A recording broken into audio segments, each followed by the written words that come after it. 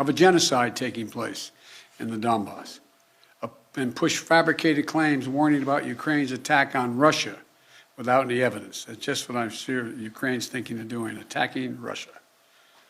All of these are consistent with the playbook the Russians have used before, to set up a false justification to act against Ukraine. This is also in line with the pretext scenarios that the United States and our allies and partners have been warning about for weeks. Throughout these tense moments, the Ukrainian forces have shown great judgment and, I might add, restraint. They refused to allow the Russians to bait them into war. But the fact remains, Russian troops currently have Ukraine surrounded from Belarus along the Russian border and with Ukraine to the Black Sea in the south and all of its border. You know, look, we have reason to believe the Russian forces are planning to and intend to attack Ukraine in the coming week, in the coming days. We believe that they will target Ukraine's capital, Kyiv, a city of 2.8 million innocent people. We're calling out Russia's plans loudly and repeatedly, not because we want a conflict, but because we're doing everything in our power to remove any reason that Russia may give to justify invading Ukraine and prevent them from moving.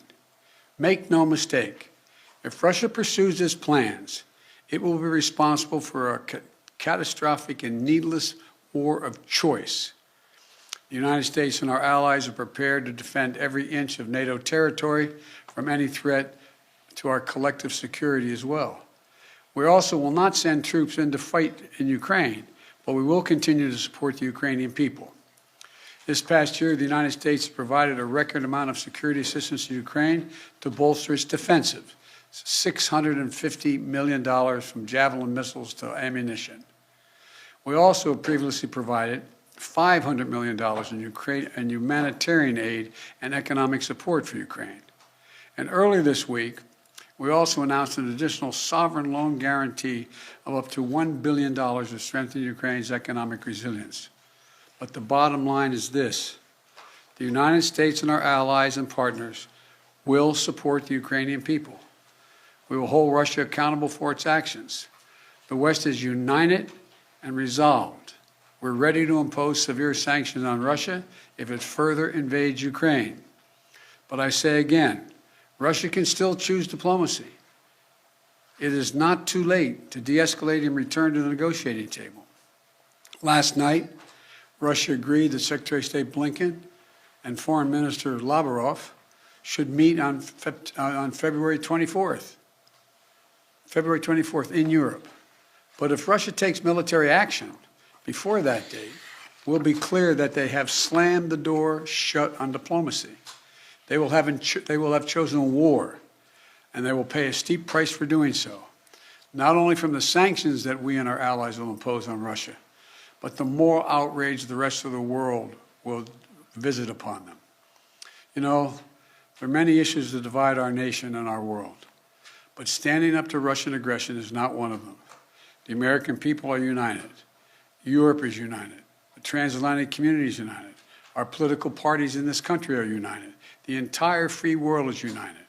Russia has a choice between war and all the suffering it will bring, or diplomacy that will make a future safer for everyone. Now, I'm happy to take a few questions. Nancy from Bloomberg. Thank you so much, sir. Do you think that it is wise for President Zelensky to leave Ukraine if an invasion is as imminent as the U.S. says it is? That's a judgment for him to make, and a determination as to whether or not. I've spoken with Zelensky a dozen times, maybe more, I don't know. And it's in the pursuit of a diplomatic solution, it may not be it may be the wise choice, but it's his decision. And do you have any indication about whether President Putin has made a decision on whether to invade? Do you feel confident that he hasn't made that decision already? As of this moment, I'm convinced he's made the decision. We have reason to believe that. There seems to be a unanimity of spirit between the United States and Europe to do some sanctions, a comprehensive sanctions, but is everyone on board with the exact same sanctions that you want to do? Yes.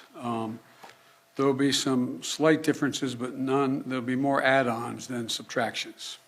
And President Putin is going to oversee some nuclear drills this weekend. How do you see that happening? What's your reaction to that, sir? Thank you.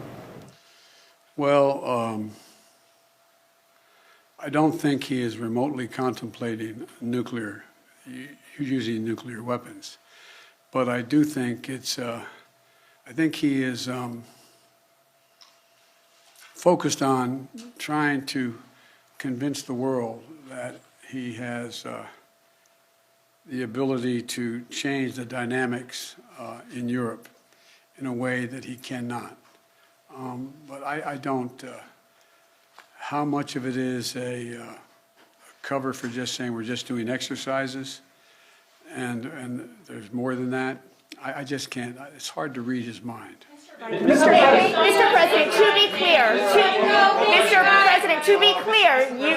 clear, you are convinced that President Putin is going to invade Ukraine. Is that what you just said a few moments ago? Yes, I did. Yes. So is diplomacy off the table then? No. Until he does, diplomacy is always a possibility.